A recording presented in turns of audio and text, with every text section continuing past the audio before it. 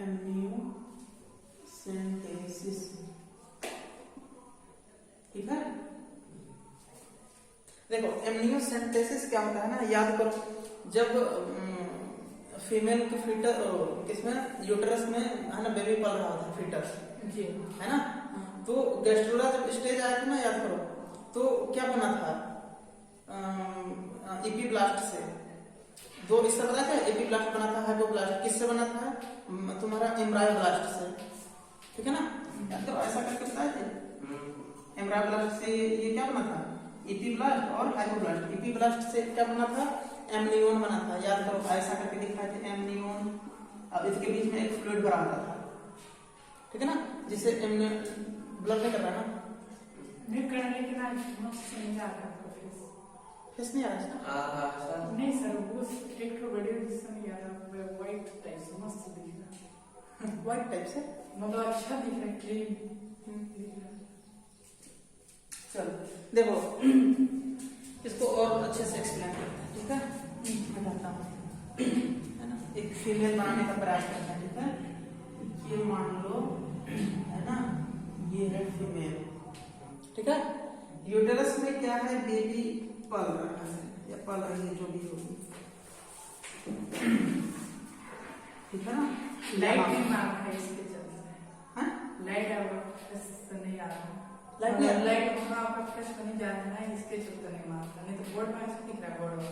चलो बोर्ड से मेरे फेस से क्या लेना देना है, मैं कौन सा एक नहीं, एक बार देखा था ना वीडियो, उसमें देखा अच्छा मजा आया था ना, वो एक्चुअली में इसी में था, मतलब जैसा मैं किया हूँ ना वैसे ही था। अलग अलग जो एमबीआर में करते हैं ना, एडजस्ट करते हैं, तो अलग अलग फेस आता है। अच्छा, अरे ना, वो इसी में जिसमें बहुत ज्यादा लाइट दिख रहा होगा ना, वो इसी में था। अब तो जिसको अच्छा बोल रहा होगा एक्चुअली में खराब था। ठीक है ना, हाँ, ये इसका ऐसे क्या होता है, ले सेंटर जुड़ा हुआ रहता है जी। ठीक है ना, तो ध्यान से देखो, इसके बाहर ना ये एक्चुअली में एक थैले में रहता है, इसके बाहर ये ऐसा एक लेयर होता है, अंदर में यूट्रस के अंदर है ना, वो जो भ्रूण जिसपे पल रहा होता है ना, वो ऐसे एक लेयर जिसको हम लोग बोलते थे एमनियोन, क्या बोलते थे, एमनियोन।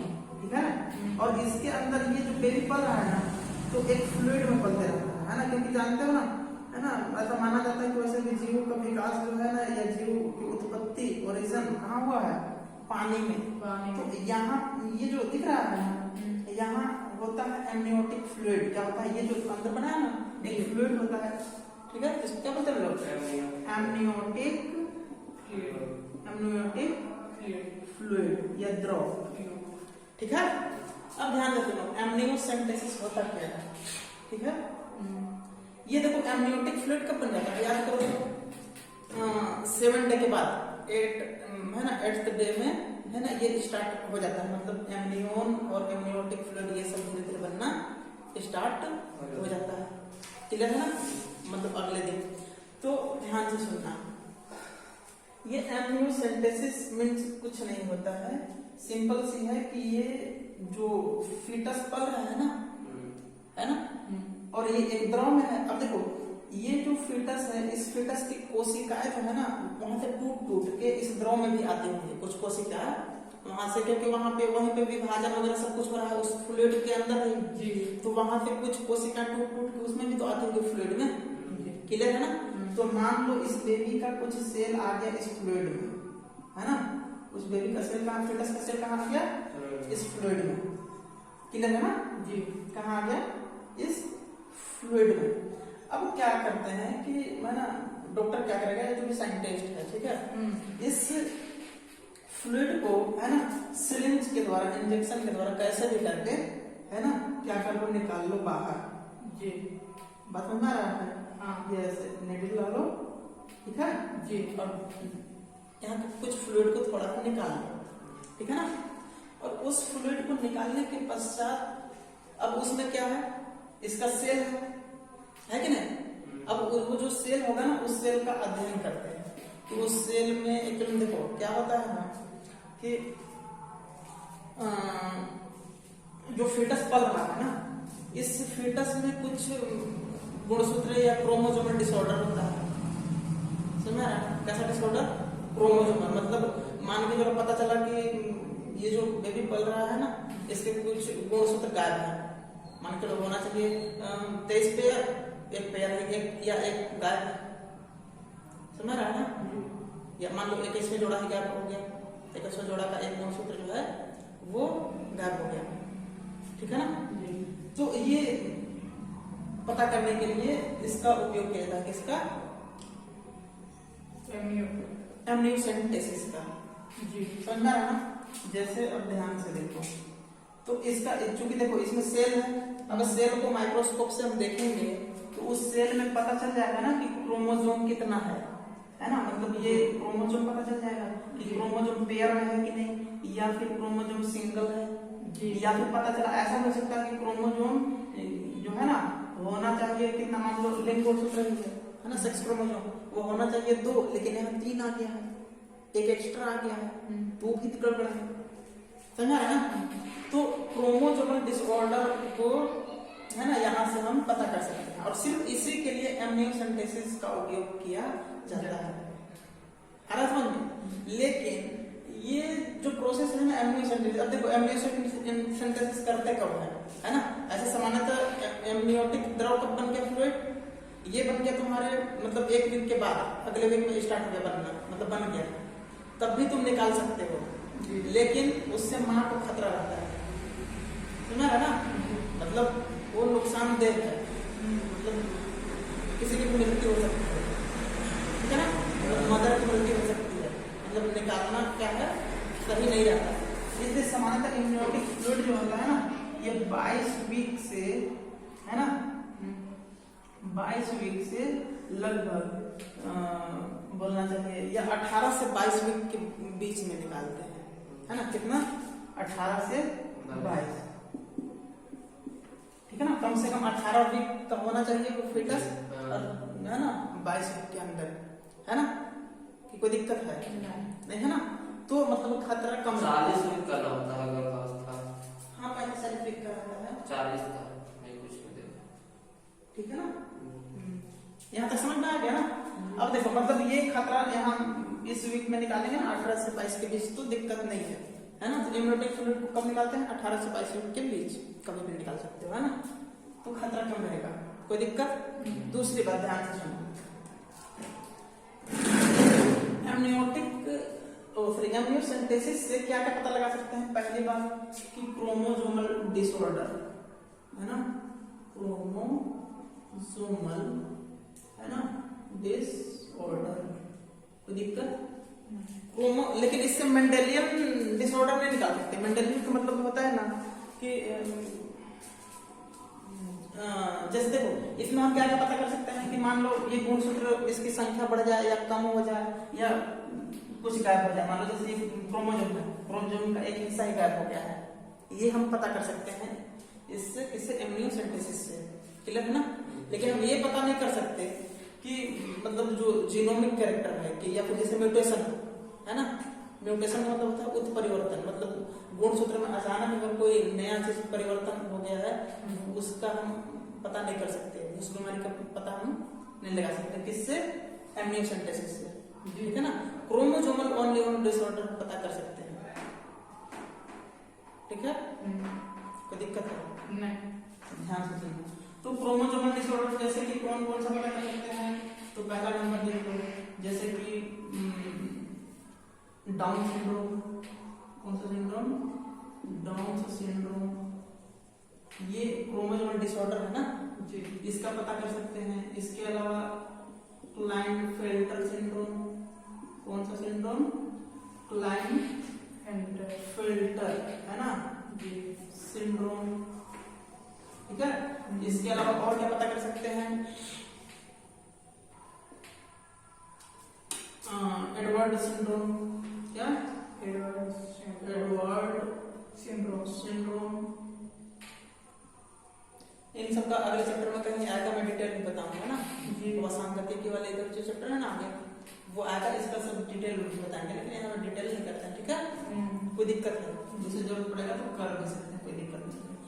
इसके अलावा और जैसे कि है ना टाउ सिंड्रोम भी होता है, टाउस होते हैं,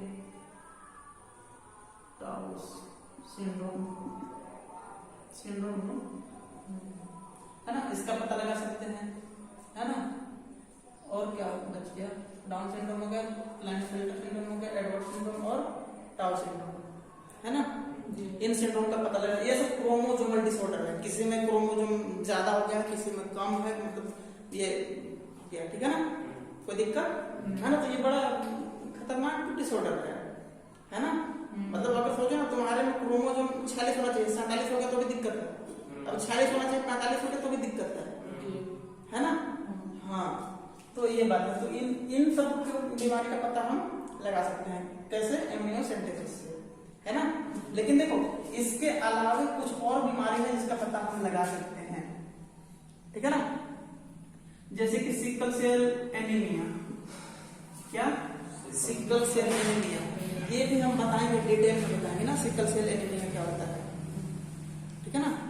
जो कि वेलिन एमिनो में होता है, उसके जगह पे, है ना, कुछ चेंजेस आ जाता है, वो हम बताएंगे, ठीक है। सिकल सेल एनीमिया, जिसको सिकलिन के नाम से तुम लोग जानते हो जी, सिकलिन ऐसा नाम सुने होगा ना, ये भी नहीं हो, ये जेनेटिक डिसऑर्डर है, ठीक है ना। ये एक मेंडेलियन डिसऑर्डर है, ठीक है ना। तो सिकल सेल एनीमिया, इसके अलावा हीमोफीलिया, है ना। हीमोफीलिया भी एक रोग है, ठीक है ना। देखो, सिकल सेल एनीमिया में कुछ नहीं होता है, सिकल का मतलब क्या होता है, हंसिया, हिंदी सिकल हंसुआ लगता है ना, काटने वाला, हाँ ये ऐसा जो होता है ना, ऐसा, हाँ मतलब ऐसे ही रहता है ना।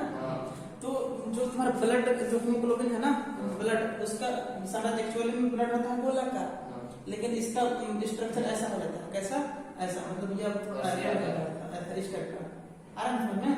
अब इसकी वजह से, इसकी संरचना चेंज हो जाने की वजह से ना, ये इसका काम क्या है, ऑक्सीजन वगैरह का ट्रांसफर करना हर कोशिकाओं तक, है ना। इसके अलावा और भी ग्लूकोज वगैरह का ट्रांसफर करना, ये ट्रांसफर करने में असमर्थ हो जाता है। अब जिसका जो काम है ना, जैसे तुम्हारे पास गाड़ी है ना, अगर गाड़ी खराब हो गया, वो काम ही नहीं कर पा रहा, तो वो किसी काम का नहीं है, मतलब तुम्हारे पास है भी तो भी क्या काम है ना। उसी प्रकार तुम्हारे बॉडी में अगर इस प्रकार का ब्लड है, तो ये कुछ काम का है नहीं, बस ब्लड है, बाकी कुछ काम है, उसको बोलते हैं सिकल सेल एनीमिया, अरे समझ में ना। अच्छा, ये पता है, ऐसा जेनेटिक्स। इसके अलावा है ना, नॉर्मल एनीमिया रोग भी ना इसी से होता है, एनीमिया, मतलब पता कर सकते हैं किससे, एमनियोसेंटेसिस से।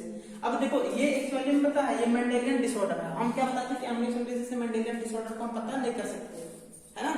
लेकिन एक बात है, देखो यहाँ पे ये जो सेल और सॉरी एमनियोसेंटेसिस फ्लूइड है ना, एमनियोटिक फ्लूइड, इस फ्लूइड में इस बच्चे का कुछ और भी रासायनिक पदार्थ चला जाता है, मान लो थोड़ा बहुत यूरिन चला गया उसमें, है ना, या और भी कुछ चीजें चला गया, उसका वो जो रासायनिक पदार्थ है, केमिकल है ना, उसके केमिकल को अलग से टेस्ट करने पर ये पता चल जाता है कि उसमें सिकल सेल एनीमिया या हीमोफीलिया, ये, ठीक है ना, समझ में आ रहा ना। नहीं तो सामान्यतः ये इसके सेल से पता नहीं चलता है, सेल से सिर्फ क्रोमोसोमल डिसऑर्डर पता चलता है, मेथड, ठीक है ना। अगला ध्यान से देखो, कॉन्ट्रासेप्टिव मेथड, ठीक है ना, कॉन्ट्रासेप्टिव मेथड, ध्यान से सुनो। कॉन्ट्रासेप्टिव मेथड एक्चुअली में क्या होता है, किस लिए कॉन्ट्रासेप्टिव मेथड का मतलब ये है कि पहले ध्यान से सुन लो, कॉन्ट्रासेप्टिव मेथड क्या होता है कि किसी को मान लो क्या नहीं चाहिए, हाँ नहीं चाहिए, है ना, संतान उत्पन्न अभी नहीं करना है मान लो, है ना, या जो शादीशुदा लोग हैं वो चाहता है कि हम एक आधी संतान उत्पन्न करें या फिर करें ही ना 1 2 3 साल तक, है ना। तो उसके लिए कुछ मेथड है, ठीक है ना। तो उस प्रोसेस, तो सबसे पहले बात कि कॉन्ट्रासेप्टिव मेथड जो है ना, इससे क्या क्या लाभ हो सकता है या फायदे, हाँ फायदा वही होगा। और दूसरी बात कि कॉन्ट्रासेप्टिव मेथड जो हम कर रहे हैं यूज ना, तो इससे हमें नुकसान भी तो हो सकता है, नहीं हो सकता है। जैसे देखो, तुम जो चीज यूज, चल मैं लिख देता हूँ, कॉन्ट्रासेप्टिव मेथड में क्या क्या, इसके 4-5 मेथड है ना, याद रखना। सबसे पहला है तुम्हारा नेचुरल मेथड। क्या है? नेचुरल मेथड, ठीक है जी। दूसरा नंबर है बैरियर मेथड। क्या? Barrier method. तीसरा नंबर है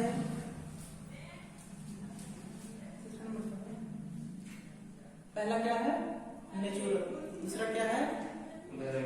बैरियर, है ना। और तीसरा क्या है? केमिकल मेथड, ठीक है। और चौथा क्या हो जाएगा? Surgical method. कौन कौन सा? सर्जिकल मेथड, ठीक है ना। Natural method, barrier method, chemical method.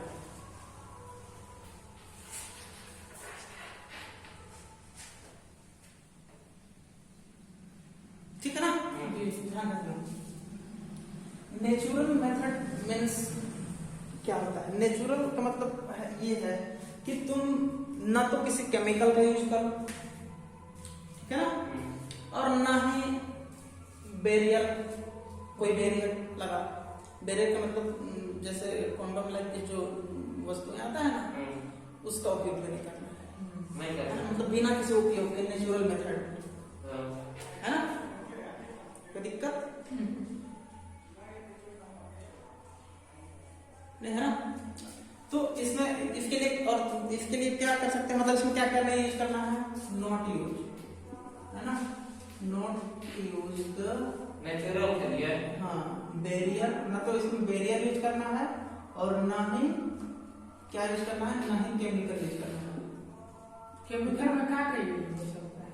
बताएंगे भाई, बताएंगे, ठीक है ना। केमिकल में क्या यूज करना है बताएंगे ना, टेंशन क्या है। केमिकल में वही जो बात करता है ना, बहुत सारा इंस्ट्रूमेंट मैं बताऊंगा, टेंशन नहीं, ठीक है ना जी। तो इसके लिए और क्या हम कर सकते हैं? दूसरी बात कि सबसे अच्छा तरीका है कि नॉलेज होना चाहिए हमें। किस बात का नॉलेज होना चाहिए, है ना। यूज करने को नहीं कि मतलब ऑर्गन के बारे में कुछ हमें क्या पता हो, नॉलेज होना चाहिए, है ना। ओनली वन, हाँ क्या, ओनली नॉलेज।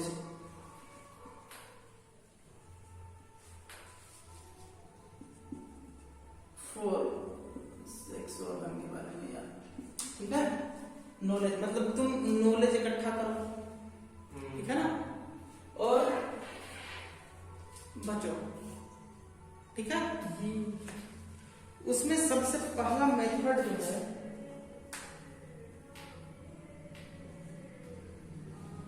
ऑर्गन भी ट्रांसप्लांट होता है, ऑर्गन भी क्या ऑर्गन होता है? ट्रांसप्लांट होता है।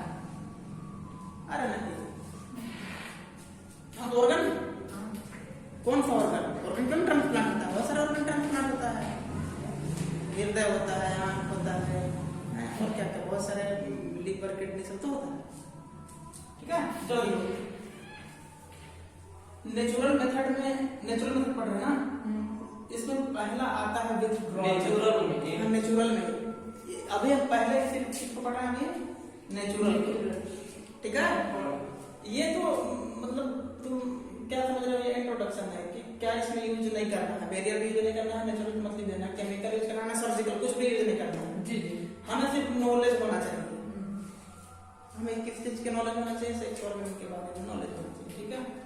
चलो दूसरी बात ध्यान दो, क्या ध्यान दो, अगला ना, पहला मेथड इसको बोलते हैं विथड्रॉल मेथड। कौन सा मेथड? विथड्रॉल मेथड, ठीक है ना। अच्छा इसको एक और नाम जानते हैं, क्वाइटस इंटरप्टस। क्वाइटस इंटरप्टस, ठीक है। इसे देखो विथड्रॉल मतलब क्या समझते हैं हिंदी में? बता तो, विथड्रॉ मतलब बोलो, विथड्रॉ का मतलब क्या होता है? विथड्रॉल मतलब क्या समझते हो? अरे विथड्रॉल मतलब बाहर निकालना। जी। जैसे करते हो एटीएम करते हो ना, एटीएम में पैसा निकालते हो उसमें लिखा होता है विथड्रॉ करना क्या था, जी। विथड्रॉ ना करोगे तो है ना, उसको क्लिक करोगे तो बाहर आता है पैसा। जी पता है कि नहीं? आता है। वही बात है। तो इस विथड्रॉल मेथड सिंपल सी बात है, ध्यान दो। विथड्रॉल मेथड का मतलब ये है कि मेल फीमेल क्या हो गया, इंटीमेट हुआ, मेट किए, है ना। इसके पश्चात सिंपल सी बात क्या करो, जैसे ही अंतिम टाइम आया ना किस कब चीज का, जब स्पर्म एजाकुलेशन का, क्योंकि स्पर्म तो नहीं जाने देना है ना भाई। ये क्या है तुम्हारा, ये क्या है तुम्हारा वेजाइना, ठीक है ना। ये क्या है, वेजाइना है, ठीक है ना जी। तो यहाँ पे ये जो वेजाइना है ना, इधर क्या इंटर करेगा, पेनिस, है ना। जब अंतिम टाइम हो तो क्या करो, इसको विथड्रॉल कर लो, मतलब कि बाहर निकाल लो। और फीमेल बॉडी से बाहर निकालने के पश्चात क्या करो, एजाकुलेट कर दो स्पर्म का बॉडी से बाहर। आ रहा है तो बॉडी से बाहर क्या करेंगे भाई, इसके हम क्या करेंगे, बाहर निकालेंगे, ये है ना, क्या करेंगे, बाहर निकालेंगे, ठीक है ना। और इसका एजाकुलेशन कहाँ हो गया, बाहर, ठीक है ना। तो स्पर्म अंदर गया है तो फर्टिलाइजेशन नहीं होगा, ये भी नहीं होगा, सिंपल बात है कि नहीं। विथड्रॉल मेथड में यही होता है कि पेनिस को, है ना, एजाकुलेशन के समय, एजाकुलेशन होने से पहले क्या कर दे, फीमेल बॉडी से बाहर एजाकुलेट कर दे, ठीक है, फीमेल बॉडी के बाहर, जिसे बोलते हैं विथड्रॉल मेथड या वाइटस। कितना आसान है, इसमें क्या याद करने की चीज है, कुछ नहीं, ठीक है। वीडियो का लाइव खत्म हो गया। हाँ, वीडियो का लाइव खत्म हो गया। क्या खत्म हो गया, तो तो क्या हुआ, तो पढ़ाना छोड़ दो, नहीं तो वीडियो को बोल रहा हूँ, नहीं चलने दो, नहीं दिखेगा, फिर आगे बोले पीछे वीडियो है, अब क्या जाएगा। दिख तो रहा है रे, तुम लोग का लग रहा नहीं दिख रहा है, दिख रहा है सब कौन दिखेगा, और क्या लाइट बढ़ा के नहीं देख सकता है, चश्मा लगा अरे भाई लाइट बढ़ा के देख सकता है ना, कम लाइट है ना। इसके अलावा देखो दूसरा मेथड है राइम मेथड, है ना, राइम मेथड, ठीक है। कौन सा मेथड, राइम मेथड, है ना। इसको और नाम होगा तो मैं बता देता हूँ, कौन सा मेथड, राइम मेथड।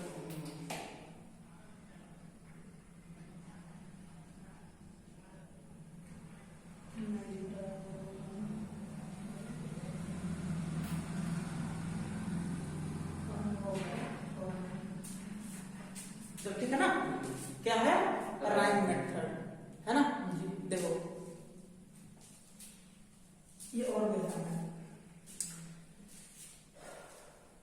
सामान्यतः जो फीमेल होती है ना, वो ऐसा नहीं कि हमेशा 24 घंटा या हमेशा पूरे दिन भर वो मतलब बेबी हो सके, उसके लिए मतलब हमेशा उसमें थोड़ी ना बनता है ओवम, ओवम भाई हमेशा आते थोड़ी रहता है कि भाई हमारा बेबी कभी भी हो जाएगा जी, ऐसा नहीं होता ना। नहीं। पूरे एक मंथ में एक ही दिन 24 घंटा के लिए तो मतलब कोई एक ही दिन होता है जब ओवम बनता है जी, है कि नहीं। तो अगर तुम्हें वो पता चल जाए, है ना, कि मतलब इसका मतलब नॉलेज होना चाहिए, नॉलेज कि उसका ओवम कब बन रहा है, तो उससे अब भाई अब जिसकी शादी हो चुकी है वो तो पता चल जाएगा ना, एक दूसरे को पता चलता है, ठीक है। तो कैसे, मान लीजिए हम क्या बोले थे कि 14वां दिन बनता है क्या रे, ओवम, जब हम मेंस्ट्रुएशन बता रहे थे, मेंस्ट्रुअल साइकिल, तो बता था ना 14th डे क्या बनता है, ओवम बनता है ना। एक बार बता दीजिए मेरी भाषा में, तो 24 घंटा के लिए जी, है ना। तो मान लो 24 घंटा के लिए, तो 14 के बाद मान लो 15वां दिन भी ले लो, ठीक है, क्योंकि 24 घंटा का इसका वो है ना, तुम्हें पता है कि कब बना, अब कब 24 घंटा पूरा रहा है कि नहीं, तुम्हारे हिसाब से थोड़ी ना। तो इससे बचने के लिए आप इधर भी ले लो, मान लो क्या पता 13वें दिन बन गया, ऐसे जरूर तब हमारे पास में तो है नहीं, ओवम कभी भी बन सकता है ना, तो 13वां दिन भी बन सकता है, 3 दिन ये हो गया, और दूसरी बात ये है कि इस पंप ये जानते हो ना 48 घंटा तक जीवित रह सकता है ह्यूमन बॉडी के अंदर, है कि नहीं? अब पता चला किसी ने इधर बना हुआ भले इधर है ना, लेकिन पता चला कि 12वें दिन इस पंप एंटर कर चुका है पहले से ही, और फिर जैसे ही ओवम बनी और ये फिर हो गया फर्टिलाइजेशन, तो गड़बड़ है ना, है कि नहीं? ठीक है ना?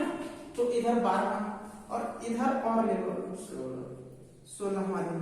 चलो भाई क्या पता, हम थोड़ी जानते हैं, क्या पता 14वां दिन में 15वां दिन बन गया तो उसका ऐसा थोड़ी है, 16वां दिन बन सकता है। चलो एक दिन और छोड़ दो, 17वां दिन भी छोड़ दो और इधर 11वां भी छोड़ दो। कितना? 11। चलो 10 भी छोड़ दो। कितना छोड़ दिए? 10 भी छोड़ दिए, 11 भी छोड़ दिए, 12 13 14 15 16 17 इतना। अब ये बहुत अच्छा डेटा है, कोई दिक्कत नहीं है ना? तो देखो 10वें दिन 11वें कब से देखो मेंस्ट्रुएशन कब स्टार्ट होता है, मान लो जब भी स्टार्ट हो 3 से 5 दिन तक चलेगा, है ना? 3 से 5 दिन है ना? ये तो इसको काउंट कर ले, है ना? यहाँ से जब से प्रारंभ हुआ था ना तब से, ठीक है ना? तो 10वां से लेकर 17वां दिन तक तुम मीटिंग करो, नहीं करना चाहिए। हाँ नहीं करेगा तो भी होगा तो नहीं होगा, ठीक है ना? मतलब 90% चांस है ना? बाकी देखो कुछ कहा नहीं जा सकता, ऐसा नहीं कि 100% चांस नहीं है, 90% लेकिन चांस है कि नहीं होगा, ठीक है ना? हाँ कोई दिक्कत? हाँ इसके अलावा कुछ भी कर सकते हो, कब 6 7 8 9 जितना 10 दिन बचा ना, 3-4 दिन इधर 4 दिन इधर मान लो, और फिर उधर अगला मेंस्ट्रुएशन आते तक है कि नहीं, 8-10 दिन उधर भी बचेगा भाई। 18 19 20 21 22 23 24 25 26 27 28 29 के बाद ही आता है ना, दिन के बाद आता है ना, दूसरा स्टार्ट होता है ना, 14-15 दिन उधर बच गया और 3-4 दिन बहुत है, 18 दिन है कि ना? बस बीच में इतना रुकना है, कितना 1 2 3 4 5 6 7 8 और 5 दिन तक 8 5 13 टोटल, ठीक है? हंस रहा है, क्यों हंस रहा है? हंसना पाकिस्तान में मेरे को पूरा आतंकवादी बोल के मार देगा, ठीक है ना? जी। तो इसको बोलते हैं क्या, राइम मेथड, है ना? कि हमें ये पता चल जाए कि फीमेल का मेंस्ट्रुएशन कब हुआ है, उसका ओवम अब कब बन सकता है, तो 14वें दिन बनेगा, मेन डेट ये है। लेकिन चलो भाई 3-4 दिन इधर ले लिए पीछे फंसने के, 3-4 दिन उधर, काफी सिक्योर होगा। वैसे तो भाई एक ही दिन, लेकिन उसकी वजह से चलो ना भाई इतना दिन हम छोड़ दिए, क्या पता, हम थोड़ी ना जाने, हम भगवान कब उसका बना दे, क्या पता, है कि नहीं? तो शांत चीज है, मतलब क्या 10 दिन से 17वें दिन तक कुछ भी नहीं करना, या इसमें प्रोटेक्शन यूज कर लो, मतलब इसमें प्रोटेक्शन यूज कर लो, क्या दिक्कत है? बहुत सारा तो आता है ना साधन, ये सब बैरियर यूज कर लो, केमिकल यूज कर लो, कुछ भी यूज कर लो, बैरियर यूज कर लो, इसको बोलते हैं राइम मेथड। हाँ इसको यूज जैसे कोई केमिकल और ये सब यूज करने के बाद क्या नुकसान होगा? हाँ बिल्कुल नुकसान तो होता है भाई, बताएंगे ना, नुकसान फायदे सब बताएंगे। अच्छा केमिकल यूज करेगा तो नुकसान तो है, गारंटी सर्जिकल करेगा तो भी नुकसान है, इसमें नुकसान जरूरी नहीं है ना? एक ही चीज को बार बार यूज करेगा तो नुकसान नहीं करेगा, ठीक है ना? कोई दिक्कत है नहीं, जल्दी नोट करें, नोट करें, देखे आ गया ना? तीसरा नंबर पे लिख लेना। थर्ड नंबर है क्या? थर्ड नंबर को बोलते हैं लैक्टेशनल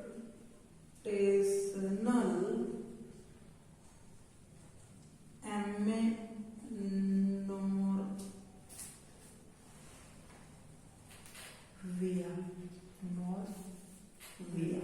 नाम बड़ा खतरनाक है, ये भी बहुत आसान है, सुन ही लो इसको भी। अरे देखो पता है, समझ से अगर तो सब आसान लगेगा तुमको, ऐसा मैं बोलता हूँ क्या कि तुमको याद करने वाला चीज बस बोर्ड में रहता है।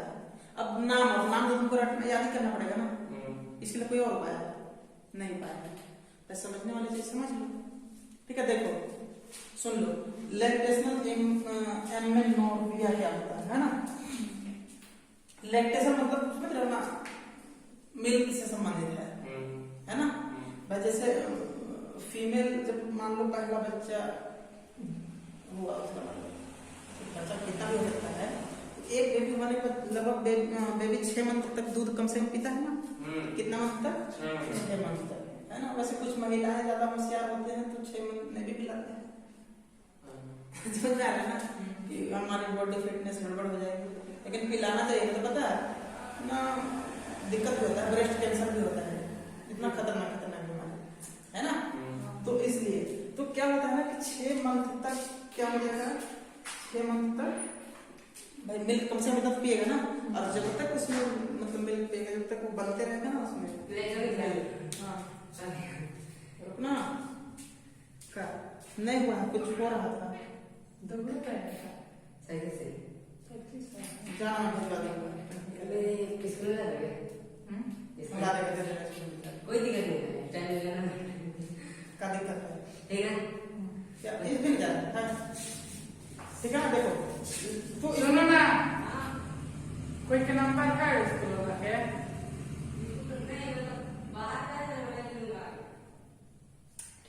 देखो लैक्टेशनल एमेनोर्गिया में क्या होता है, जब देखो 6 मंथ तक मिल्क होगा ना, मतलब कम 6 मंथ तक तो पिलाएगी ना, तो तब तक क्या होता है ना कि देखो यहाँ पे प्रोलैक्टिन हार्मोन ज्यादा बनता है उस समय, क्योंकि वहां पे मिल्क बनवाया होगा, है कि नहीं? लेकिन और हार्मोन की कमी हो जाता है बॉडी में, जैसे कि और हार्मोन कंट्रोल हो जाता है, कम बनने लगता है, जैसे एलएच है ना, जैसे क्या एलएच हो गया, या और इसके अलावा एफएसएच हो गया, ये जो हार्मोन है ना। अब देखो एलएच एफएसएच बनेगा ही नहीं, है ना? तो उधर फिर ओवम बनने का चांस ही नहीं है, ये नहीं बनेगा तो उधर फॉलिकल डेवलप ही नहीं होगा। गलत बोल रहे हैं, तो ये बनना चाहिए, है कि नहीं? तो ये कंट्रोल हो जाता है, ये रुक जाता है, ये क्या हो जाता है, रुक जाता है, या धीमी गति से बनता है, कोई दिक्कत? तो इसके वजह से, लेकिन ये खतरनाक वाला है ना, मतलब इसमें जरूरी नहीं है कि मतलब ना बने, वो बन सकता है, तो मतलब ये उतना अच्छा मेथड नहीं है, ठीक है? हाँ कोई दिक्कत? हाँ वैसे नेचुरल वाला ये सब 90% ही बस मान के चलो, 100% नहीं, ठीक है? चलो अब इसको कट करते हैं। इतना ही सब बचा था। हाँ तो क्या